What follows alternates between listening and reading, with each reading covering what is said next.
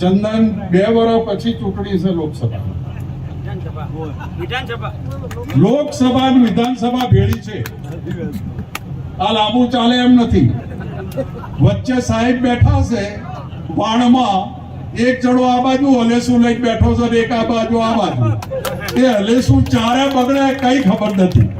એટલે આપણે અત્યારથી લોકસભાની જે તૈયારીઓ કરવાની હોય કરો, વિધાનસભાની તૈયારીઓ કરો, તાલુકા પંચાયત જિલ્લા પંચાયતમાં દાખલો લો કે આખી કોંગ્રેસ જો લોકસભામાં એક નામ આવતી હોય તો આપણે તાલુકા જિલ્લામાં પણ એક નામ આપી તાલુકા પંચાયત જિલ્લા પંચાયત આપણી બનાવીએ એ જ વિનંતી. પાટણમાં પણ જે 20,000 મતો ગયા એ આપણી ભૂલના કારણે ગયા.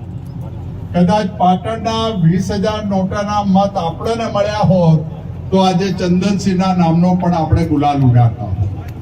એટલે આપણે ચિંતા રાખવાની છે. બીજું, બનાસકાંઠાની કોંગ્રેસ અને બનાસકાંઠાના આગેવાનો પાસેથી શીખવાનું છે. માત્ર પાટણને નહીં, આખા ગુજરાતને નહીં, આખા દેશને શિખામણ આપી છે બનાસકાંઠાની કોંગ્રેસે. બનાસકાંઠાના એક ગરીબ સમાજો શીખ આપી છે કે આગેવાન ચોખ્ખો છે, આગેવાને જિંદગીમાં ક્યાંય કાળો તલ ના લાગે એવું નથી કર્યું. આપણી લડાઈ લડે છે અને એની પાસે પૈસા ના હોય તો આપણા પૈસા આપણે એને ચૂંટણી જીતાડીને ગુલાલ ઉડાડી શકીએ છીએ. એ દાખલો બનાસકાંઠાની પ્રજાએ બેસાડ્યો.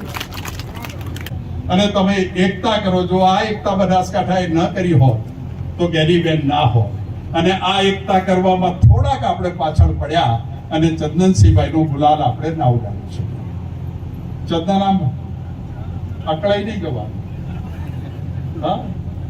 હા, બોન છે, 2-4 વખત દીકરી છે, આઈને રોવે સાહેબ અમારાથી નહીં.